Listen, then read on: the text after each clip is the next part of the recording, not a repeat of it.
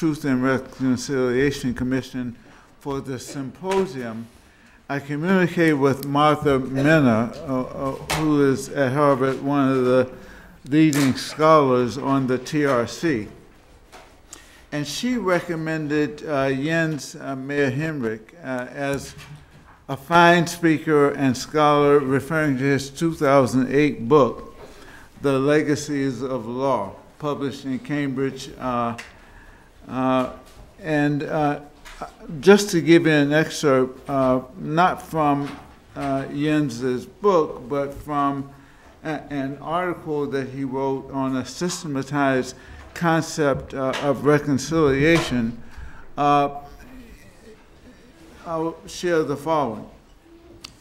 Jens writes, improved conceptual awareness is essential for understanding the causes and consequences as well as the courses of reconciliation. At best, the current methodological practice sows conceptual confusion. At worst, it creates conceptual misunderstandings that call into question research findings as well as practical achievements in pursuit of justice in times of transition. Concept formation is concerned with the most basic question of social science research. What are we talking about?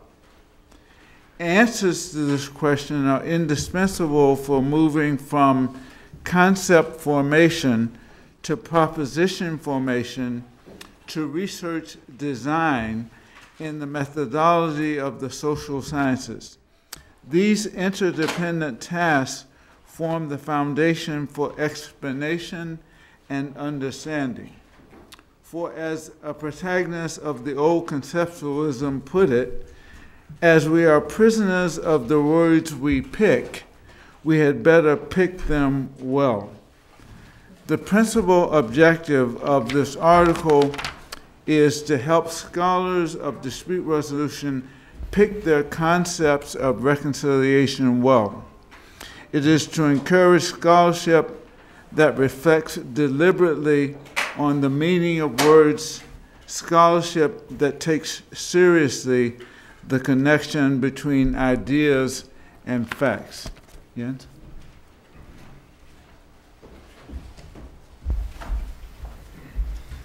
Thank you, Professor Sharp, for your kind introduction, and I'm very grateful to be here today. My talk is concerned with the measurement of reconciliation. And I think no one in this room needs convincing that reconciliation is ultimately a desirable process or outcome, depending on how we define it. And yet I venture that few of us would have a compelling answer to the question, how do we know it, reconciliation, when we see it? Mine is an attempt to help us to see the centrality of the question for affecting real-world outcomes. In this sense, my talk integrates insights from both theory and practice, and thus might make for a nice transition between panels 1 this morning and the panel 2 that is following. My talk deals with the promise and limits of reconciliation in the wake of what some of you might consider unforgivable acts and omissions, namely international crimes. And we had a few people invoke a number of these crimes, and I guess the Holocaust and genocide more generally. These are the issues that I'm grappling with, and I'm concerned with reconciliation in the aftermath of these kinds of events. But before I commence with the analysis proper, let me explain how I became involved in the study of reconciliation and why I care about measurement. As you might have gathered by my accent, I'm German. So the preoccupation with reconciliation and international crimes is both personal and professional for me. I also, as Professor Sharp mentioned, published a book on South Africa recently that was concerned with the role of legal norms and legal institutions in the transition to and from apartheid. And what I ultimately argued in that book was that counterintuitively, apartheid may have been necessary for making democracy work, by which I meant that the long-standing legal tradition that also undergirded apartheid provided an essential modicum of stability and of certainty during the transition, which thus made it possible to establish democracy more effectively and less violently. I lived in South Africa for the better part of 2 years, starting in 1995 and 96 and also in 97, and as such learned a fair amount about the country and its people. Johannesburg in particular held my attention. There I met Paul van Zyl, who was then at the Center for the Study of Violence and Reconciliation, so I'm coming full circle here. Paul van Zyl would go on to become the executive director of the Truth and Reconciliation Commission, with which I will be concerned today, and is now with the International Center for Transitional Justice in New York. It was Paul who in 1995 involved me not only in the center's work in the TRC, and I should mention, when I came to the center, there was no such thing as a TRC. So I attended many workshops, many conferences, very much like this, where various stakeholders and former adversaries talked about the possible forms and functions of a truth commission, because all that was agreed upon in the so-called sunset clause was that amnesty had to be granted to perpetrators. Now, it was one former Minister of Justice who insisted that this should be a victim-centered process, and thus came about the idea of a truth commission, which, as you probably know, hinged on the idea that amnesty would only be granted to those who confessed their wrongs committed during apartheid, and only a full disclosure would entitle them to amnesty. So all of this had not yet been created when I joined the center, and I was fortunate enough, I only realized in retrospect how fortunate, that I was able to gain a glimpse as a budding lawyer as to what would await the world. Now, so I wasn't just involved in the TRC research and practice, which, as I mentioned, hadn't been heralded or transplanted the world over, but I was also allowed to work together with 2 other staff for an extended period of time in Alexandra, then one of the most densely populated and most violently contested townships in South Africa, located on the northern fringe of Johannesburg.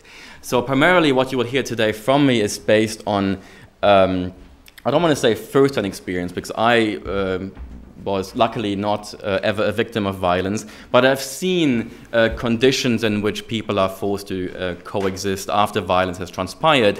So many of these experiences, whether in Cambodia, in Rwanda, in Argentina, or South Africa, have informed my thinking about concepts, about ideas and facts as well.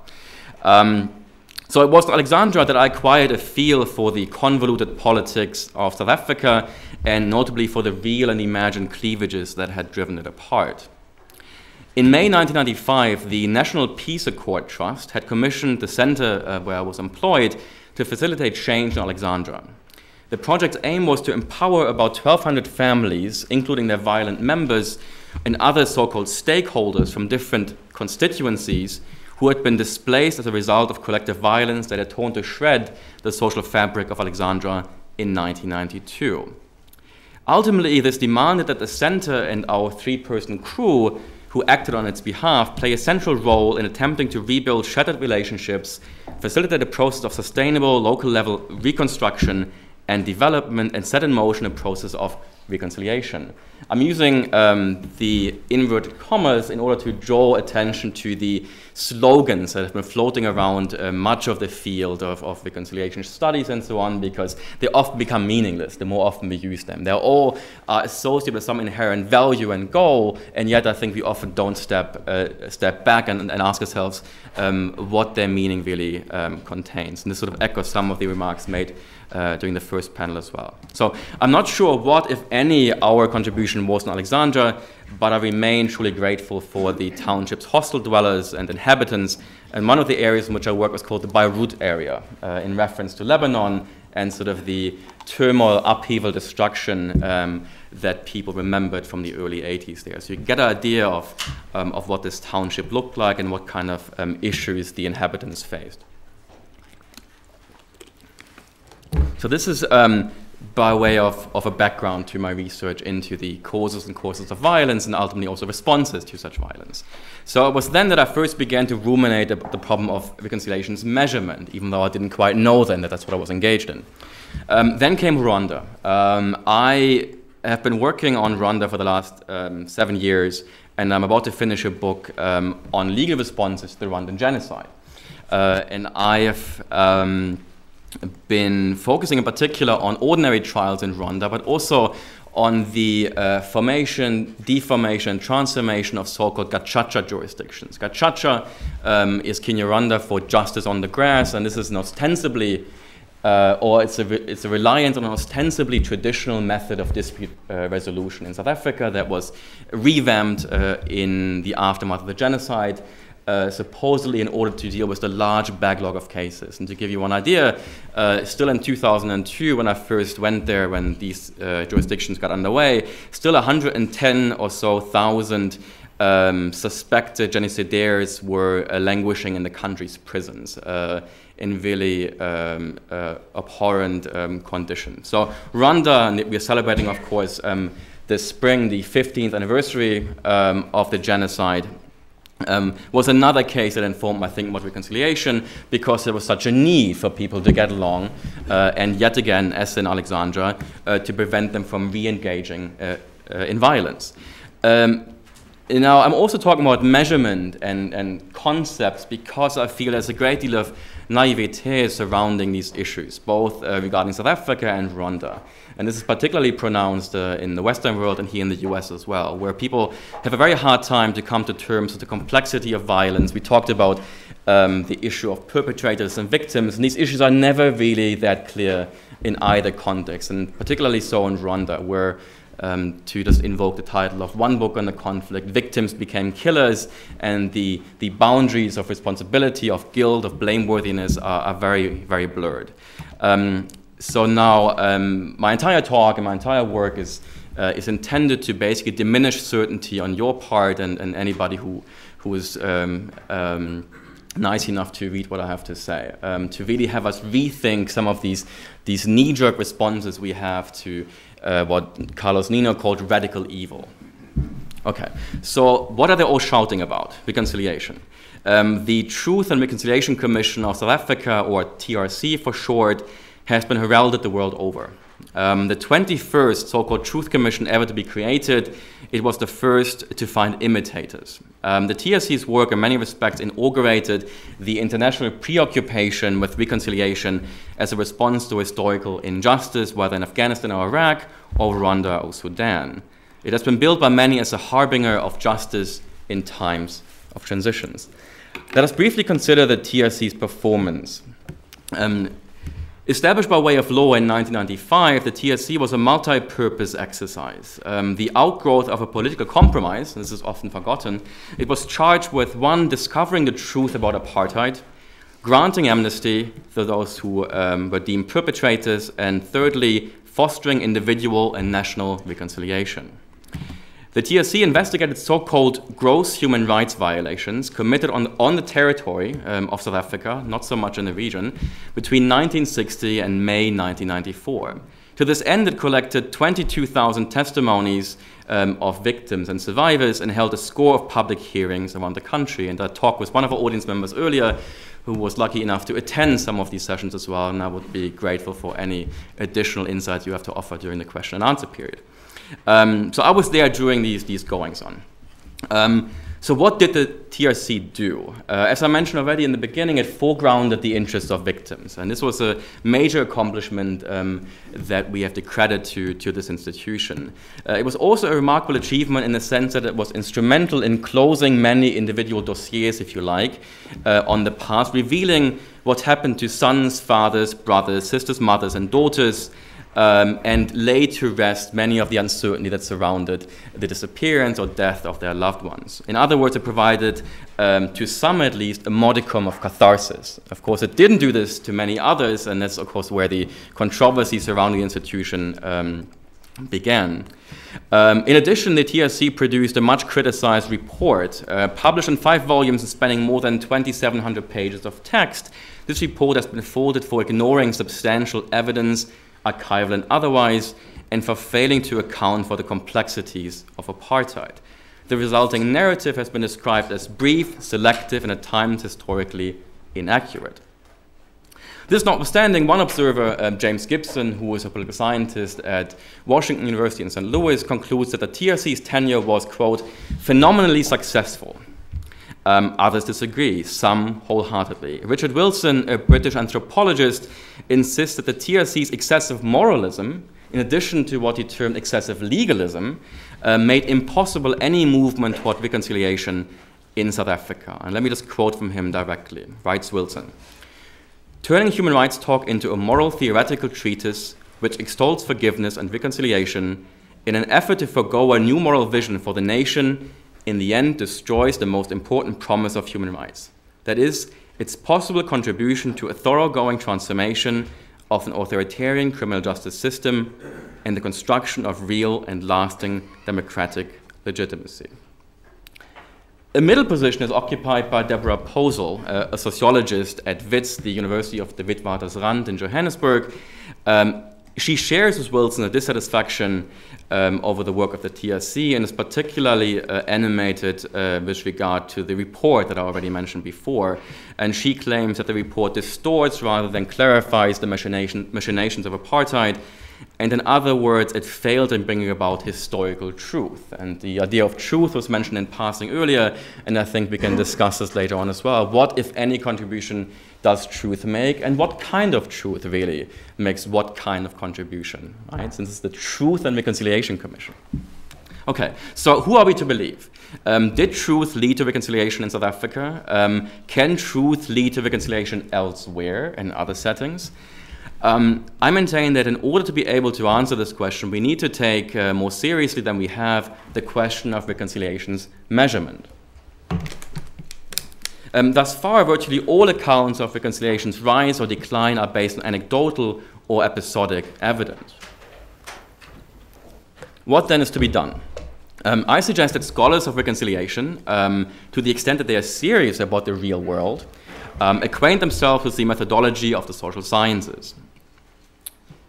Now, in recent years, scholars from neighboring disciplines have emphasized the importance of conceptual rigor in designing, administering, and interpreting research in the social sciences. What I've called this new conceptualism has addressed problems of conceptualization and measurement, examined issues of ontology and validity, and investigated the strengths and weaknesses of causal inference in both qualitative and quantitative research. It has analyzed in an unprecedented depth methodological obstacles to sound scholarship and reviewed possible solutions to these obstacles. Now, drawing on the new conceptualism, because if you've read Weber or Marx, dealing with concepts is really nothing new, but drawing on this newer version, this more sophisticated, more rigorous version of conceptualism, I will in the remainder reflect on the much talked about notion of reconciliation. And this will bring me to the substantive core of my talk today, the measurement of reconciliation. As we've heard earlier this morning, there appears to be a global frenzy to balance moral ledgers. Talk of apology, forgiveness, and reconciliation is everywhere. And yet, as we have also seen, no agreement exists on what is required for coming to terms with the past, especially violent pasts. This disagreement is partly due to the fact that reconciliation, very much like apology and forgiveness, as we've heard, has been conceptualized and operationalized with insufficient rigor to balance moral ledgers or to increase our understanding of them. This has had consequences of reconciliation both as a category of analysis and a category of practice. The consequences of conceptualization are highly significant, for the language of reconciliation may imply not only a shared moral fabric, but one much thicker than that which may actually exist. And I shall argue this is really the case in South Africa. Thus, it has the potential to coerce individuals into compliant positions they would not adopt of their own volition. And just in an aside, we might think of the American Civil War and the kind of reconciliation that happened afterwards as an instance of coerced reconciliation as well, where North and South reconciled at the expense of the question of slavery, for example. Now, in an attempt to penetrate the complexity of reconciliation, I've elsewhere traced the genealogy of the term and taken issue with the proliferation of meanings in recent scholarship. In an effort at structuring a useful debate on possible and impossible departures from violence, I formulated in that work, as Professor Sharp indicated, a systematized concept of reconciliation based on the multitude of meanings that can be found in theory and practice. I distinguish varieties of reconciliation and organize these into various types and subtypes. But the intricacies of my work need not concern us here. But allow me to sketch for you in broad outline my concept of reconciliation. Now, in everyday life, reconciliation means different things to different people, as exemplified, for example, by the entries in the Oxford English Dictionary, the OED. The first available entry in the OED's second edition of 1989 defines reconciliation as the, quote, action of reconciling persons or the result of this, the fact of being reconciled. This is the first usage found in 1386. Subsequent entries refer to the, quote, reunion of a person to church, unquote, 1625, the, quote, purification or restoration of sacred uses of a church, etc., after desecration or pollution, unquote. This is 1533. The former of these meanings is characteristic of religious interpretations which portray reconciliation primarily as the solemn and public act of readmitting into church membership an excommunicated sinner. The remaining entries speak of the, quote, action of bringing to agreement, concord, or harmony, unquote. This is from 1560. And the, quote, practice of rendering one account consistent with another by balancing apparent discrepancies, unquote, 1895. The verb to reconcile has seen a wider usage over the centuries. The collected meanings range from bringing a person, quote, again into friendly relations to or with oneself or another after an estrangement, 1382, to bringing, quote, back into concord to reunite persons or things in harmony, 1429. And from efforts at restoring to purity to absolve or cleanse, 1430, to bringing into a state of acquiescence with or submission to a thing, 1606. So, although noteworthy, while comprehensive, the conventional meanings, I just reiterated, of reconciliation are inadequate for really furthering explanation or understanding, in any systematic fashion at least, and I claim that a systematic understanding is what we should be all after. Now, instead I built what some other scholars refer to as a systematized concept of reconciliation. This involved the selection of shared and foundational attributes of reconciliation assembled from the broad constellation of meanings that have become associated with the term through a universe of so-called background concepts. And these included concepts such as equilibrium solutions, drawn from the anthropology of law, for example, conciliation, resolution, restoration, many terms that will be familiar to those here in the room. Now, my objective was not to exclude from consideration alternative conceptions of reconciliation, and here my approach mirrors a little bit the one taken by Professor Smith on apology, but rather the objective was to formulate a concept to which other concepts can be compared and against which the practice of reconciliation can be measured. So, in other words, mine is a pragmatic approach to choices about concepts. For the wider the work under investigation in geographical as well as temporal terms, the more we need conceptual tools that are able to travel. Frequently, scholars, notably those of reconciliation, follow the line of least resistance. They broaden the meaning and thereby the range of application of the conceptualizations at hand. In other words, the larger the world, the more scholars have resorted to what some have called conceptual stretching. The problem of conceptual stretching resurfaces in the study of reconciliation, for the term has been applied to a large universe of phenomena ranging from mere coexistence to the genuine restoration of relations among former adversaries. Now, the net result of conceptual stretching is that gains in denotative coverage tend to be matched by losses in connotative precision. We cover more in traveling terms only by saying less, and by saying less in a far less precise manner. For example, by defining reconciliation as an agreement, quote, among antagonistic subjects to depart from violence in a shared present, as John Boneman does, is guilty of conceptual stretching. Again, he says reconciliation is an agreement among antagonistic subjects to depart from violence in the shared present. He says that is reconciliation. I say that is conceptual stretching.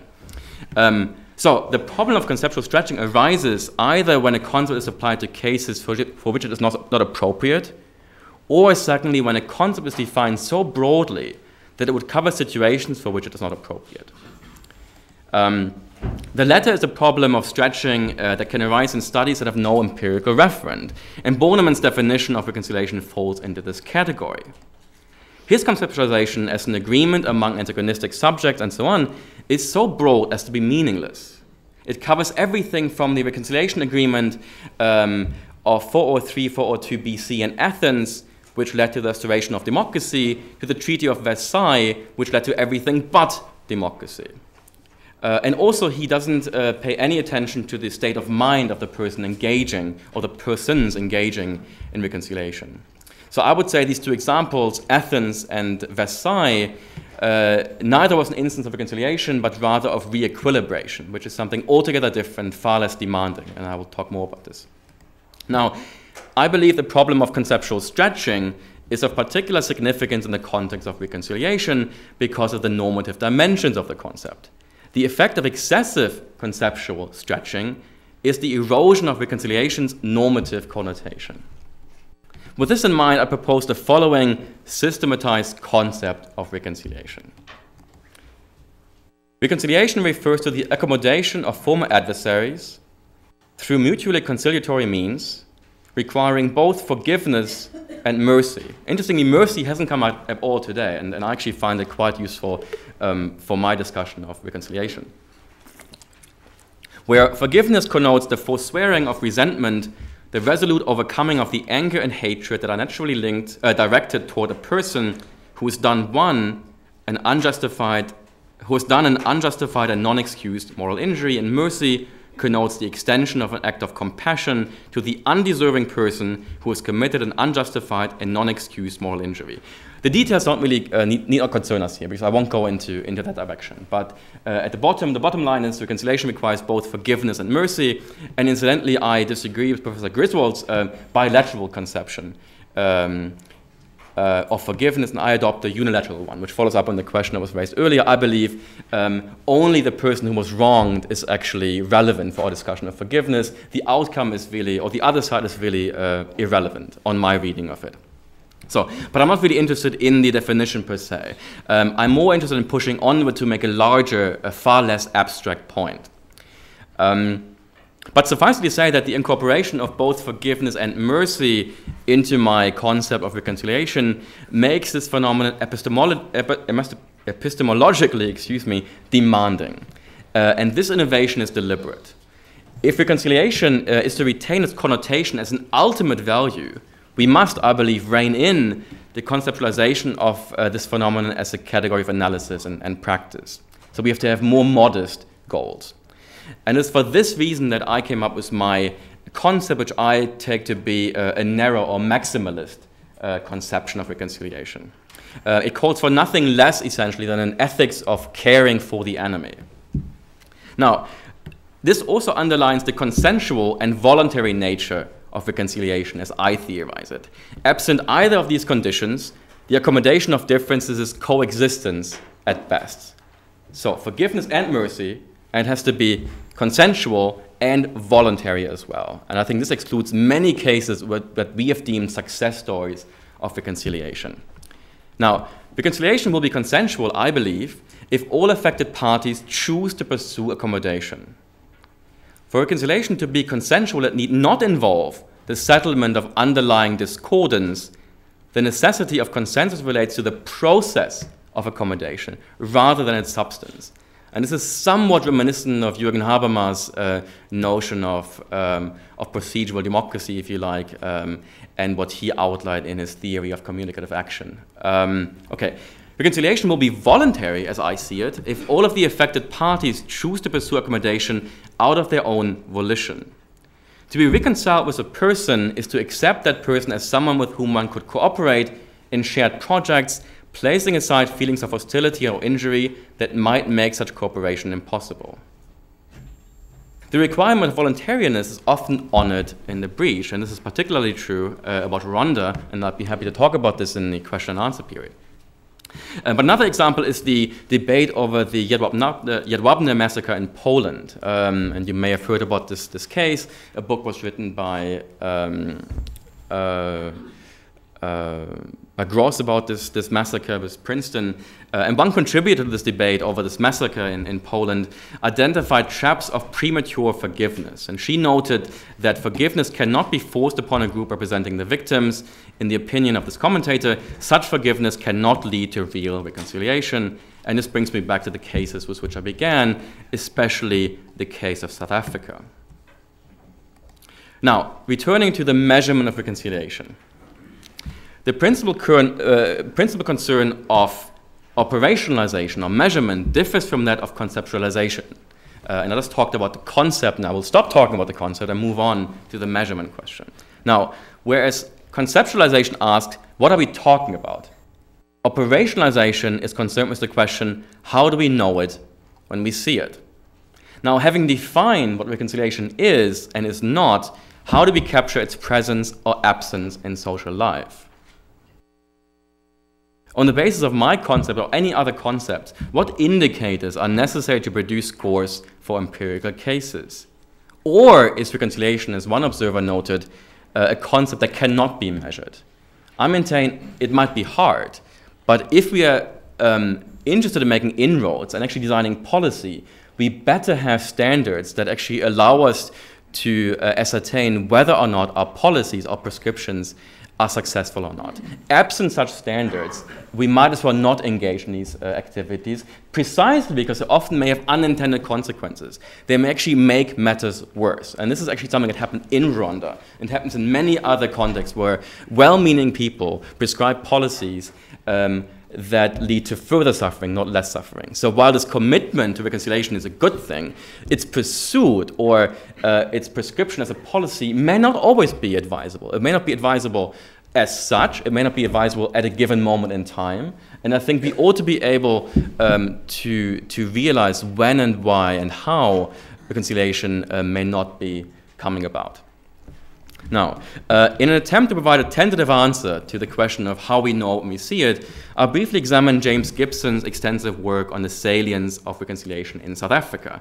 James Gibson, as I mentioned, teaches at Washington, and his 2 books on South Africa, and there's another one forthcoming, and there's various articles, are the first really sustained attempt to move in this direction. He's the very first person to really take this question of measurement seriously. I think he errs in many respects, as you will see, but I think his effort is laudable and distinguishes him from much of the, what I would describe like touchy-feely discourse about reconciliation that is pervasive out there. So by relying on Gibson's work, or by sharing it with you, I'm able to exemplify some of the operational difficulties scholars face in measuring reconciliation. And also, it allows me to put to exemplary use my concept that I just sketched for you in the preceding part. In its 5-volume report, the TRC of South Africa distinguished a number of human relationships that required restoration qua reconciliation, namely, and I quote here, relationships of individuals with themselves, relationships between victims, relationships between survivors and perpetrators, within families, between neighbors, and within and between communities, relationships within different institutions, between different generations, between racial and ethnic groups, between workers and management, and above all, between the beneficiaries of apartheid and those who have been disadvantaged by it. This echoes the previously introduced distinction between, and I didn't talk about it much, but between types of reconciliation and subtypes, and the utility of distinguishing among subtypes. And the TRC has failed in many regards because it didn't actually take seriously the notion with which it was primarily concerned, namely reconciliation. It didn't distinguish among any of these and set itself up for failure, essentially. And I'm not the only person to say so. So the TRC fell short, and due to political and organizational dynamics, of advancing a working definition, a definition that would have made it possible to measure progress in the realization of its mandate, i.e., the achievement of truth and reconciliation in a divided society such as South Africa. As one observer writes, defining exactly what was meant by reconciliation remained one of the great incomplete tasks of the Commission. Now this brings us to one of the major challenges involved in the measurement of reconciliation, namely the necessity of inference. because it is impossible to define the phenomenon of reconciliation in terms of the operations that are used to measure it, any research design must rely on inferred measurement rather than direct measurement. Right? In the most systematic attempt yet, Gibson, in a multivariate analysis of survey data, measured the salience of reconciliation, especially between racial groups. So he only took like one of these relationships that the TSC believed had to be restored. In his book, Overcoming Apartheid, Gibson defined a reconciled South African as someone, quote, who trusts and is respectful of those of different races, who is tolerant of her or his political enemies, who is committed to protecting human rights through the rule of law, and who extends legitimacy to the political institutions of the new South Africa. Succinctly put, Gibson views reconciliation as a product of interracial reconciliation, political tolerance, a human rights culture, and institutional legitimacy. To illustrate problems of measurement in Overcoming Apartheid in his book, and difficulties in the measurement of reconciliation more generally, I hone in on the first two of what Gibson interchangeably refers to as subdimensions and levels of reconciliation, namely interracial reconciliation and political tolerance. And by so doing, I hope to make a stronger case for a maximalist conception of reconciliation. Let me begin with Gibson's subdimension of interracial reconciliation. To measure what he calls interracial reconciliation, Gibson used the replies of about 4,000 respondents to 9 survey statements about other racial groups. And these other racial groups were African whites, so-called coloreds, and Asians, as indicators of interracial reconciliation. Respondents were asked to agree or disagree with statements about other groups ranging from, it is difficult to understand their ways, to they are untrustworthy, and from they are selfish and only look after themselves to they are more likely to engage in crime. From the responses to these statements, Gibson created what he called a reconciliation index, and by subtracting the number of unreconciled responses from the number of reconciled responses. Nearly half of the black respondents are scored as less reconciled, while roughly 1/3 of the whites are less reconciled. Colored respondents were the most likely to hold racially reconciled attitudes, while a plurality of whites and those of Asian origin expressed more reconciled viewpoints. Now, Gibson, in other words, and the outcome doesn't really need to concern us. I'm more after the way he went about measuring reconciliation. Now, Gibson defined what he termed interracial reconciliation in minimalist terms. Inasmuch as positive attitudes toward another group are facilitative in the process of reconciliation, I believe they're neither necessary nor sufficient for concluding it. The requirement of forgiveness and mercy, my requirement, on the other hand, requires more from subjects of reconciliation than a mere understanding of the customs and ways of adversaries. That was his first indicator. A belief in what adversaries say, his third indicator, or a willingness to attend a party with these adversaries. That was the 7th indicator he used. For it is not at all inconceivable, I believe, for a respondent to appreciate the culture of adversaries or to take seriously these adversaries without being reconciled with them, whether individually or collectively. And I believe by entering the requirement of forgiveness and mercy, interracial reconciliation becomes less easily attainable. Now, based on his data with the cult from a 2001 survey, Gibson concluded that interracial reconciliation in South Africa, quote, is perhaps more common than might be expected in light of the country's history of racism and racial separation and domination. However, if we operationalized reconciliation in terms of forgiveness and mercy, the bar for reconciliation would be set considerably higher. Consequently, measurement of reconciliation in South Africa would, in all probability, generate less favorable results than I reported in Gibson's quantitative analysis. And I will not bore you with indicators that might be used in order to get at the questions that I would ask. I'll just sort of skip forward.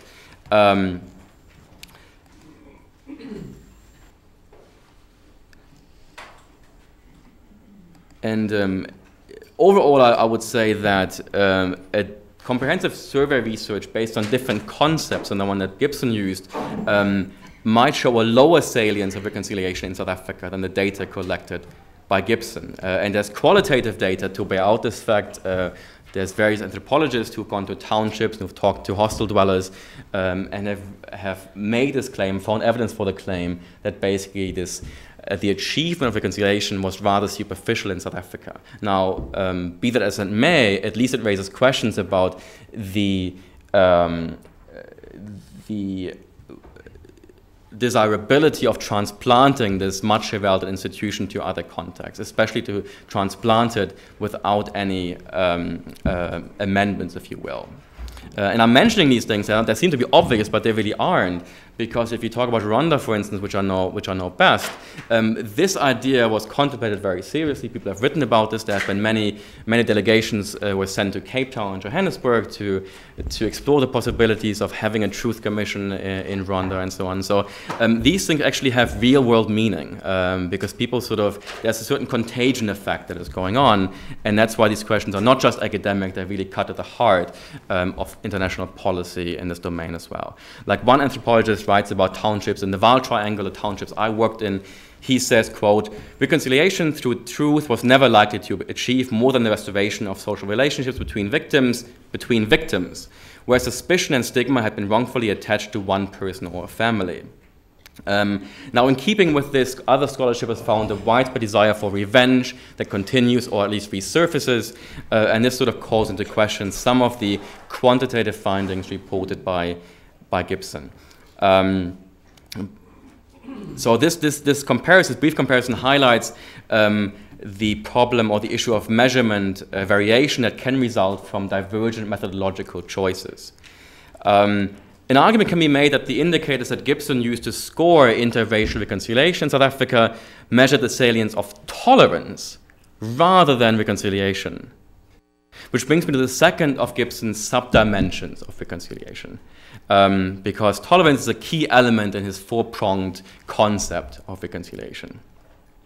There's a couple of tensions because he doesn't actually define them properly. Sometimes he talks about tolerance as being synonymous with reconciliation, then he looks at it as a cause, then as a consequence, so it's very muddled conceptually, which bears out my previous point. At best, scholarship thus far sows conceptual confusion. At worst, it actually impedes practical responses to injustice. Now, while it is reasonable to assume that democracies require a tolerant citizenry, Gibson's defense of a minimalist conception of reconciliation in terms of tolerance creates, rather than reduces, conceptual confusion. For the requisites of democracy, at least I would say, are epiphenomenal to the conceptualization of reconciliation.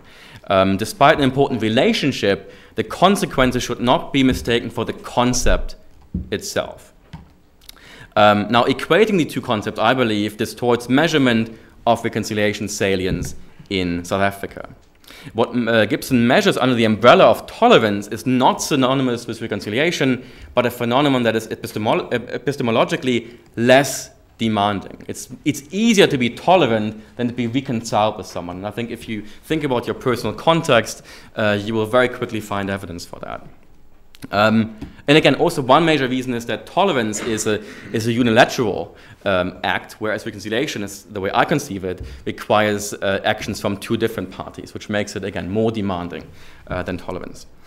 Now, and this brings me to the limits of minimalist conceptions of reconciliation more generally.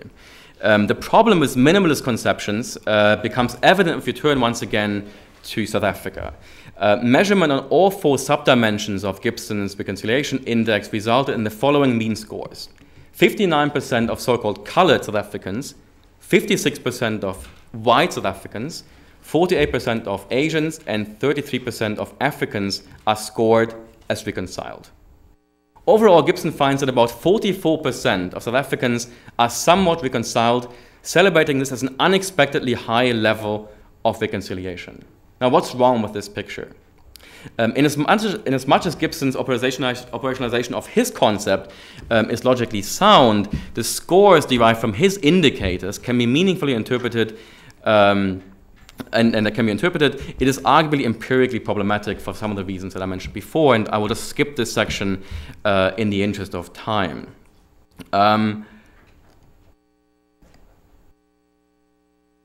Now, while Gibson's indicators are well suited to measuring the state of sustainable democracy in South Africa, they are less well suited to measuring the salience of reconciliation. As he notes, and he admits this much when he discusses a township called Sharpeville in South Africa, where much of the violence actually transpired during apartheid, he concedes this fact. And aside from the stories of reconciliation failure abound in South Africa, and sort of in an aside, you might consider a number of cases brought by families of victims that were brought before the South African Constitutional Court, and all of this at least paints a far more complicated picture than Gibson is able to paint from a macro perspective without actually doing the kind of interpretive research that Wilson and others, and I believe, are necessary for truly getting also at the meaning of reconciliation, not in a definitional sense, but in the meaning, in the anthropological sense, like the meaning of reconciliation for people on the ground. Because again, it might be in the eye of the beholder what that really means. And I think sort of these various quantitative attempts have thus far at least failed. I'm not suggesting they're impossible to do. They can be done carefully, and I think they should be done. However, we should not, I think, accept at face value these results without actually knowing the context about which we're talking. This brings me back about Rwanda. We often see commentators, especially around this month, talk about the achievement of reconciliation because you have, as a result of the operation of these so-called gacaca jurisdictions, perpetrators sentenced to community service, helping victims to rebuild their houses, and this is celebrated as an act of reconciliation. I think that's nonsense. It may very well be in select instances, but if you actually know the country and you're familiar with dynamics in the country and the history, this is in most cases not what it is. And many Rwandans also tell me, to the extent that they can actually talk openly, because we shouldn't forget Rwanda is an authoritarian regime at the hands of which, indirectly or directly, millions of people have died since the genocide. So many Rwandans tell me also, well, we have no choice. There's nothing else to do but to reconcile. It's a tiny country. It's one of the poorest in the world. So this goes to the meaning of reconciliation. If people just have no choice but to sort of build these houses and talk to one another, is it really reconciliation, or is it maybe just coexistence? And then again, coexistence, I think, is a great thing. I think we should not always aim for reconciliation. Again, my being German comes into play as well. I think reconciliation is an immeasurably difficult thing to have, process to initiate, an outcome to bring about. And I think it should be an ultimate value. And I think that's a good thing. And coexistence should not be undervalued. Because if we otherwise construct institutions from the UN ad hoc tribunals, that also reference has been made that they should be contributing to the maintenance of international peace and security, of course, because of Chapter 7 of the UN Charter when they were created, but other kinds of aspirations are read into their operation, I think we set these institutions up for failure. The same as truth commissions. By virtue of the fact that reconciliation, the achievement of, and you heard these different relations, of individual and national reconciliation was part of the mandate, the institution was set up for failure. No institution can accomplish this. You can lay the groundwork for these kinds of processes to unfold, but no institution in the span of 2 or 3 years can bring about such a complicated human relationship. And I will close in a few minutes. So while none of what I've presented so far is sufficient evidence to falsify Gibson's conclusions about South Africa, the discussion has hopefully shown that my concept constitutes an expanded procedural minimum conception, and why a research design built around this conception promises to measure a different reality of reconciliation than alternatives currently in existence. I'm not claiming mine is the best definition, by no means. And this goes back to what Professor Smith said as well about apology. I think our attempts are very similar in the sense that we simply want to create a broader framework that allows people to make deliberate, careful choices about concepts before they actually reach conclusions about history. And I think we haven't reached this state yet.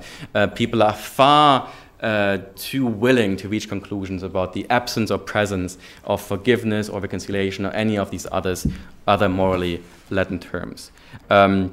Now, at a minimum, the discussion should have illustrated how differences in the conceptualization of reconciliation can potentially lead to radically different results about the presence and absence of the phenomenon. And I think that's the key takeaway from my lecture today, that it's not about the absence or presence of a certain phenomenon, you actually may just measure it completely differently. And this may then influence the way you think about the success of certain policies that were enacted or not enacted. So I therefore contend that, that Gibson's measurements suggest a shared moral fabric considerably thicker than that which may, based on some of the qualitative data, actually exist in South Africa. And I therefore contend that Gibson, like Bornemann earlier, is guilty of conceptual stretching. So to conclude, to the extent that the quantitative analysis of reconciliation is important and indispensable part of studying the consequences of collective violence, it should be complemented with studies that take a smaller n as their unit of analysis, be it a village or some other form of local community. So you might think about Cambodia, another case I've studied. You might inquire into the meaning of reconciliation in Cambodia. You might talk about forgiveness and mercy as a starting point, as just a standard against which to measure local understandings, but then ask yourself, well, do forgiveness and mercy play any role in Cambodia and society? They may not at all, right, whatsoever. And then you have to sort of take that into account. How can we measure it? How can we see it when it happens? And we can't transplant very simply a concept that makes sense in our Christian or other or Jewish tradition or so on. We have to actually be attuned to local specifics and peculiarities. This is not a call for moral relativism, by no means. But I think we have to be able to understand the societies which we study. Otherwise, we may actually find something that's not really absent at all. It's just present to the extent that it conforms with some ideological construct we have about this phenomenon. Now, by studying these smaller communities, we would ensure that researchers truly understand, in the Weberian sense, right, sort of an emphatic reading of a given situation, make headway toward the measurement of reconciliation, and ultimately the pursuit of reconciliation, the policy of reconciliation. Like the combination of nomothetic and ideographic reasoning promises to be a useful strategy in the study of reconciliation, specifically for attenuating these operational difficulties scholars face.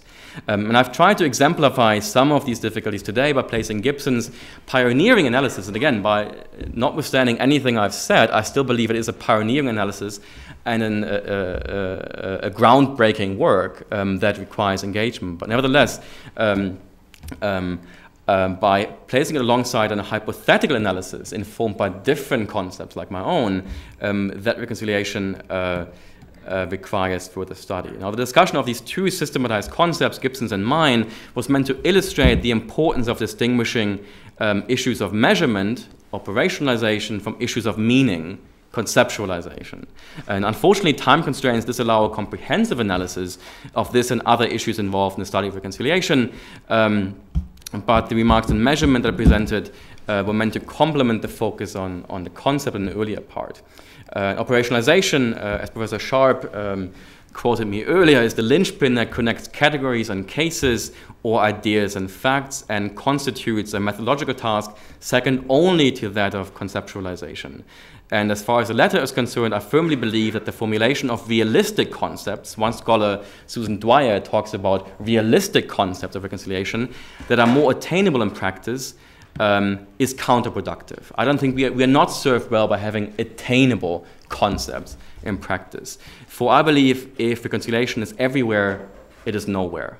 Thank you.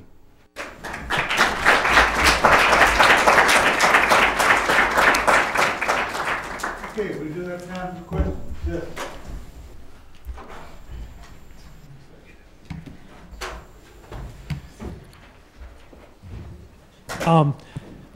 This concept of reconciliation, it's like, isn't two prerequisites of toward reconciliation being one a movement toward economic equality, and two, an atmosphere of friendship and respect? I mean, if people are getting poorer instead of richer, and there isn't an atmosphere of friendship and respect, then how can there be reconciliation?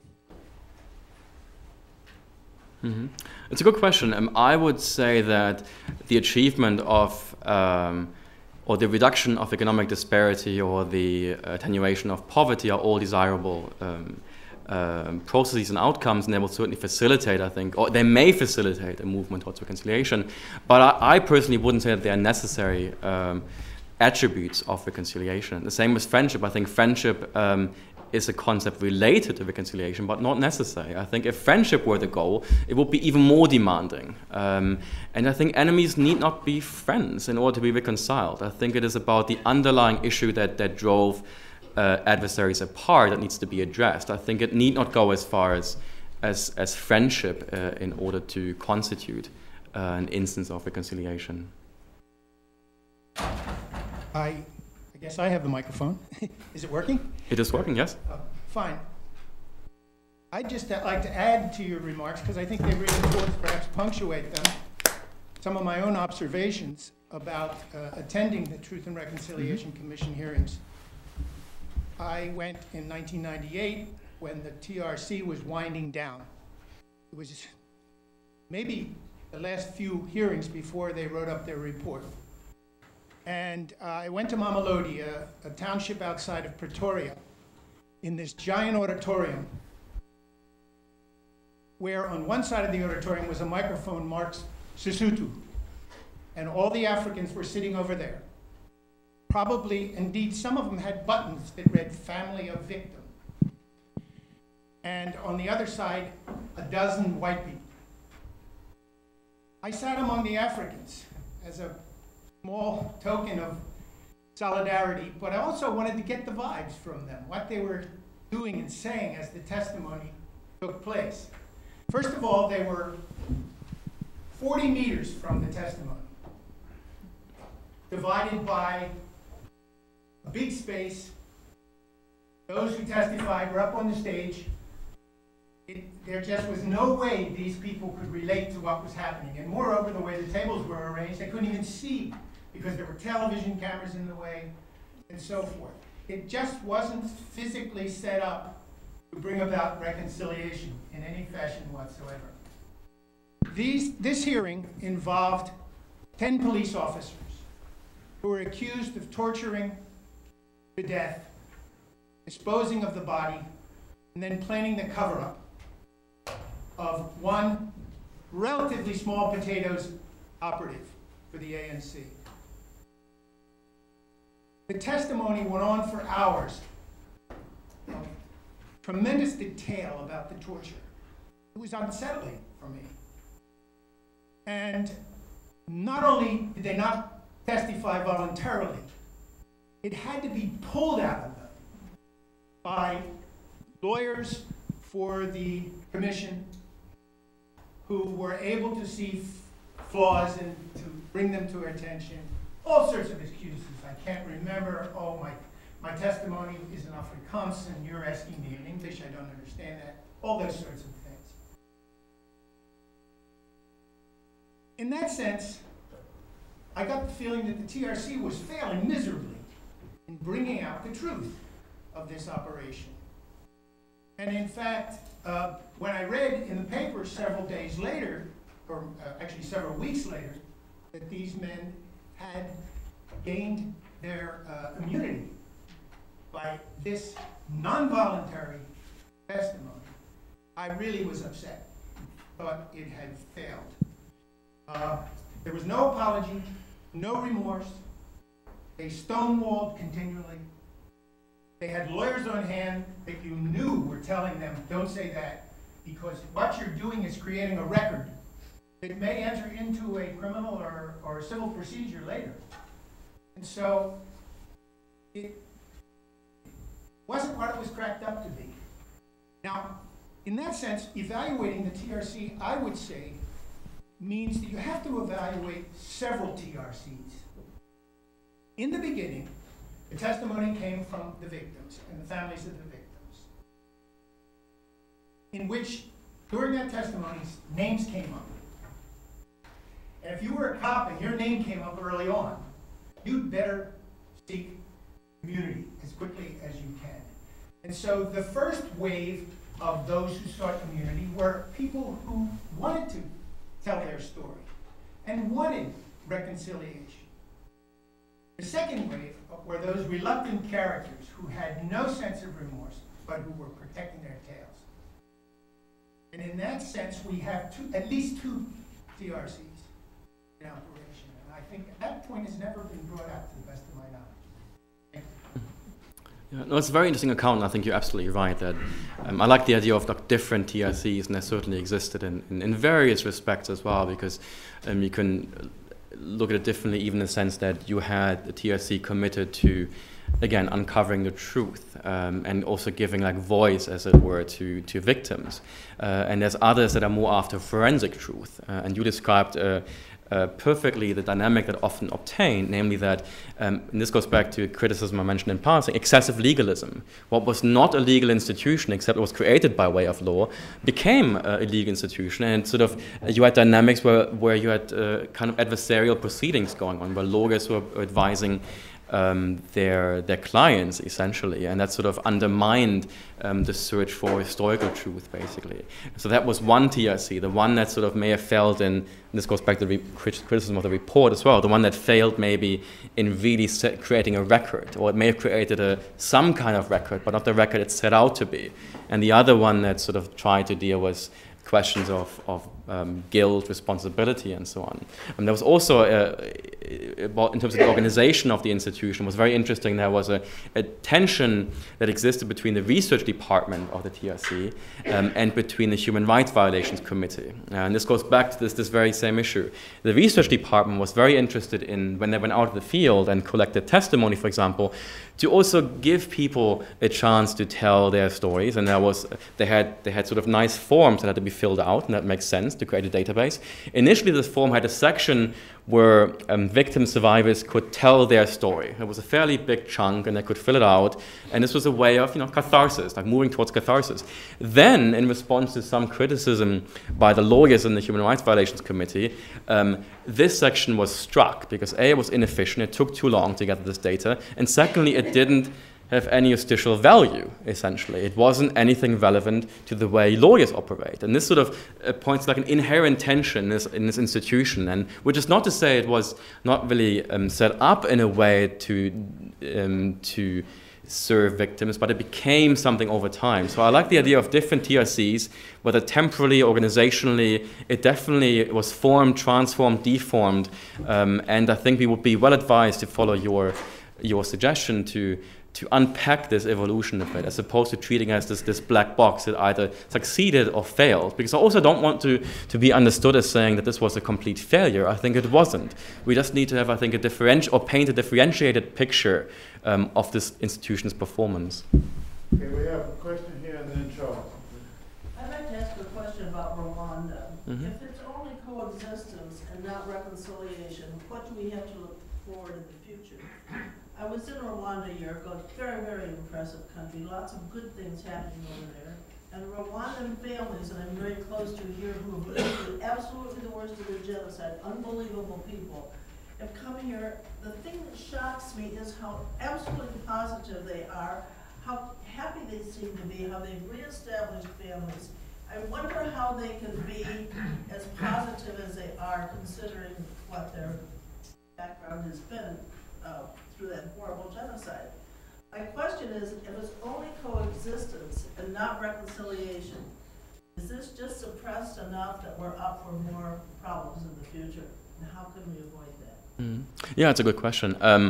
I think, again, to be a little more differentiated, I'm not suggesting that reconciliation has not happened at all. It may well have happened in some individual instances, but my overall impression is that it hasn't really transpired.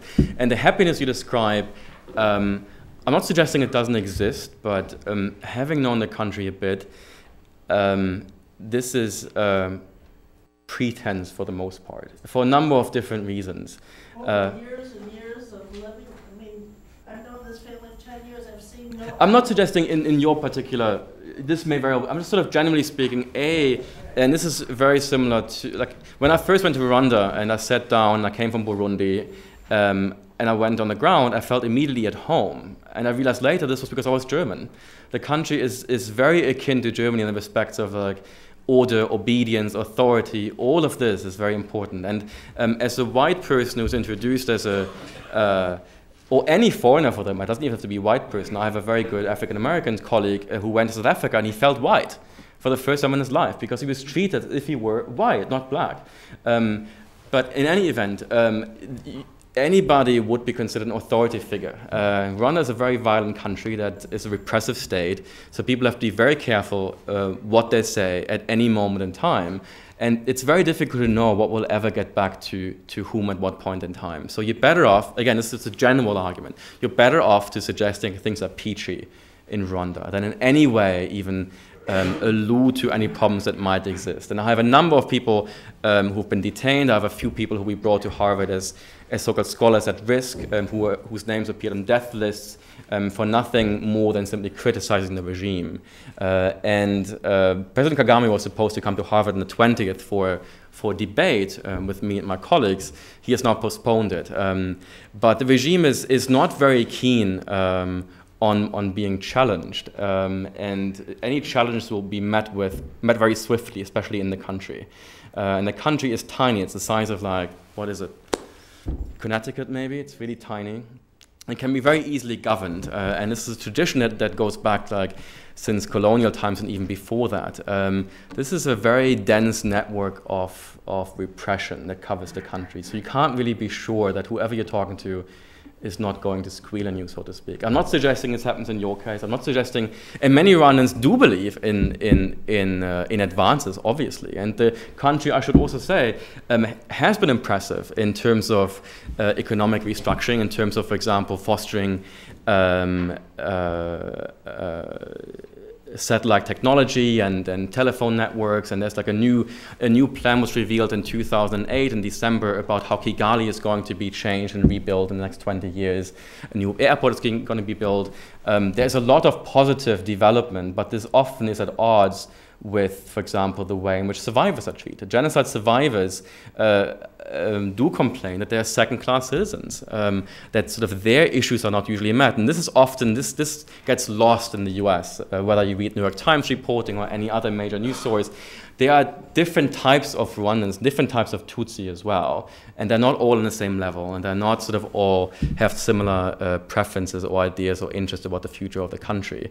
And the second part of your question, I'm sorry I'm going on a bit, but I feel rather passionately about this, and especially this month of each year, I sort of try to counter some of the narratives that are being disseminated in the media about Rwanda and sort of the necessity of repentance on the part of the international community and so on. I think that there's much to be said about that. But what do we do? It's hard to say. I think collective violence is not off the agenda. Many people you speak to, also in Kigali, it feels differently now. It feels very odd, and people believe that a military coup could be in the offing at some point, and not one that sort of revolves around ethnic lines. People believe that the next instance of violence would probably be a military coup that might be directed at the Kagame regime and combine Hutu and Tutsi elements. So I don't think that violence is off the table at all. I don't think any of these developments actually have deep enough roots to prevent us from returning to collective violence. What is to be done? I would say the US has a particularly important role to play in this, because the US is like a major donor and business partner of Rwanda. And Kagame also comes to the US. I call it his stomping ground, because the US is Rwanda's closest ally. So there's a lot of leverage that can be exercised over, say, the treatment of opposition politicians, or, for example, the ban on independent human rights organizations that de facto existed could be lifted, that not everybody should be painted with a brush of so-called divisionism or inciting genocidal ideology because he or she criticizes the regime.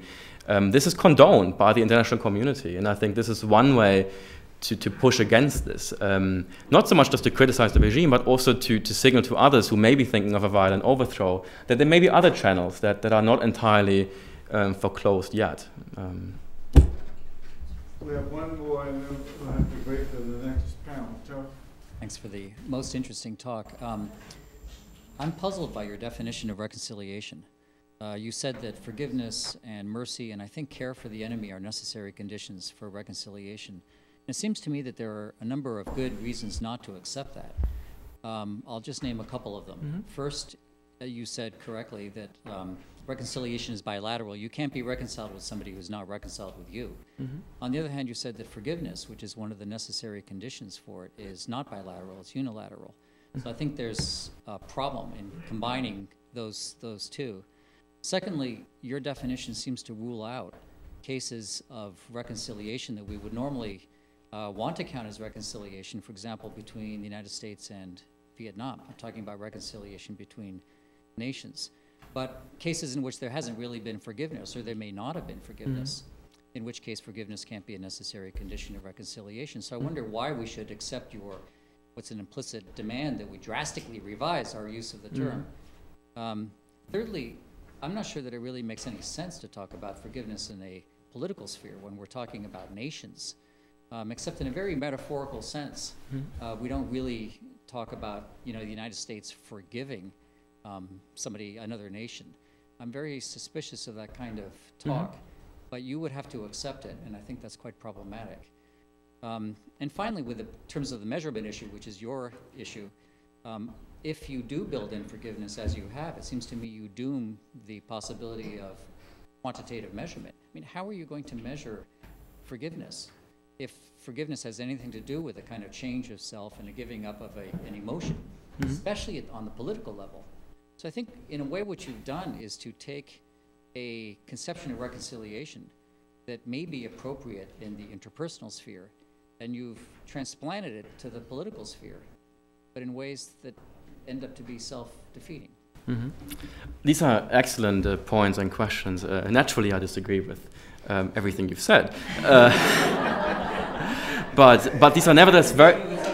But they're very challenging points, and they're not easy to answer. But let me take a crack at it, nevertheless. I'm not quite sure. Let me start this. There's different levels of reconciliation, types and subtypes, and individual collective is the most basic distinction. Then within each, you have local, regional, national, international. I would say, and again, I haven't talked about this at all, but I do realize, and this is an important point to make because people talk past one another, because some talk about international reconciliation, others about interpersonal. So I'm glad that you drew attention to this problem. I still believe that the questions of forgiveness. To start with the third of your questions or points, forgiveness is still a concept.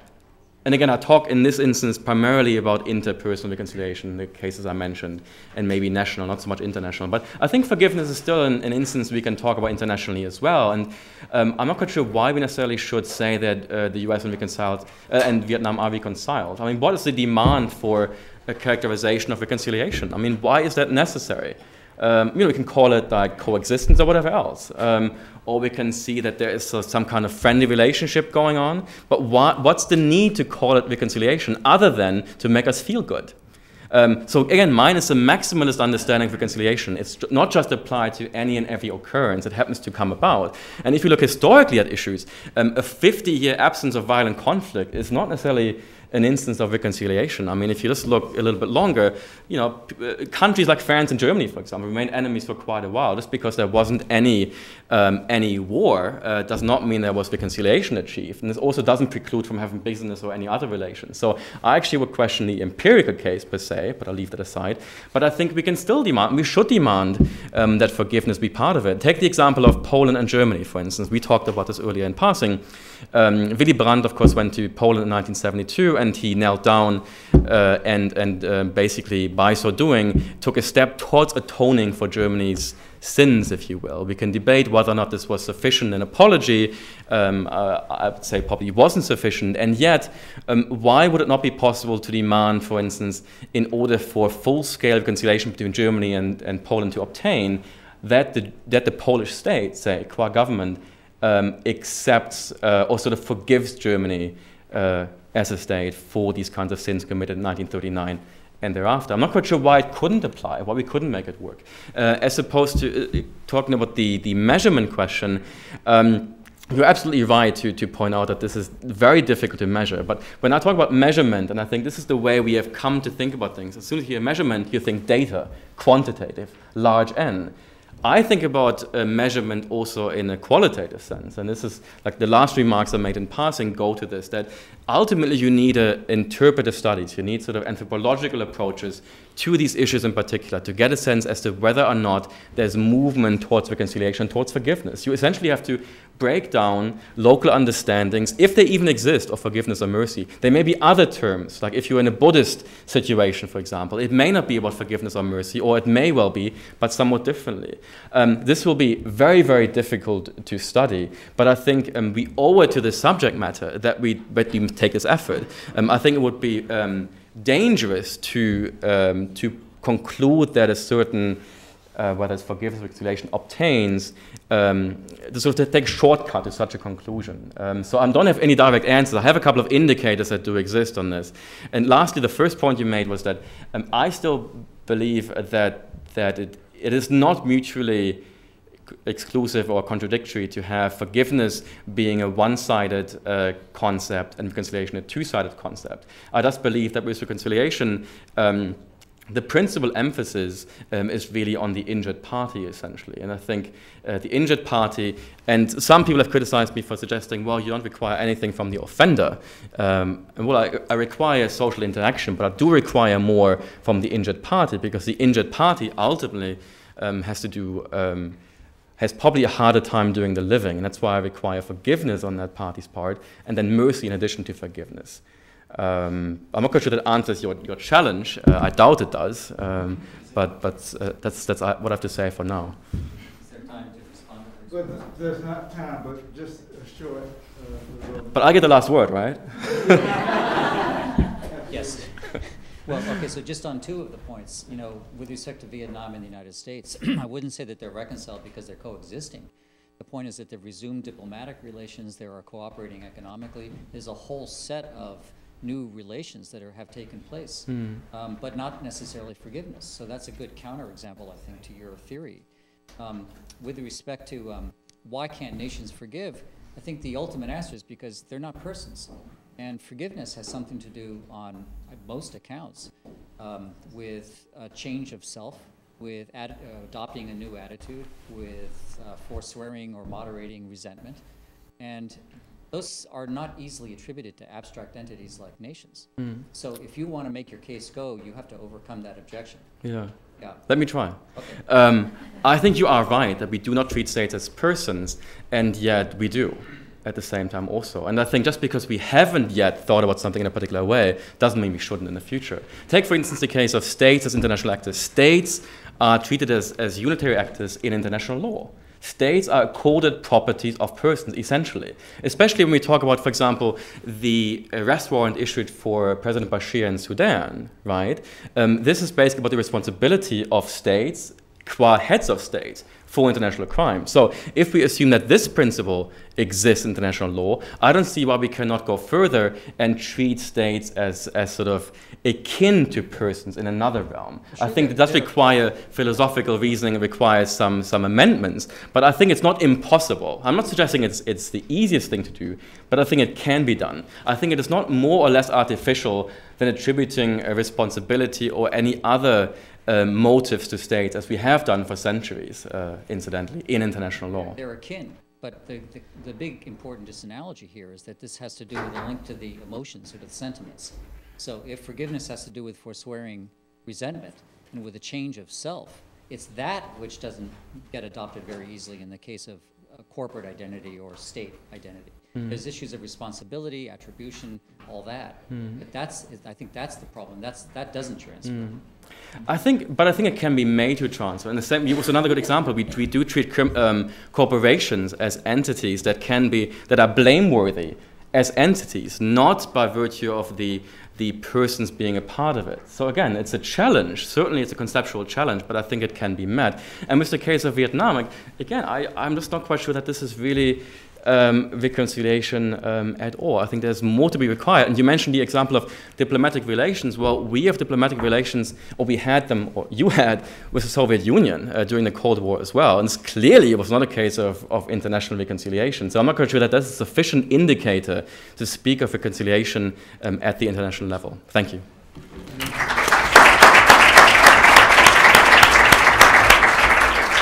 Thank you very much to Jens for sharing his systematic concept of reconciliation, giving us much to think about.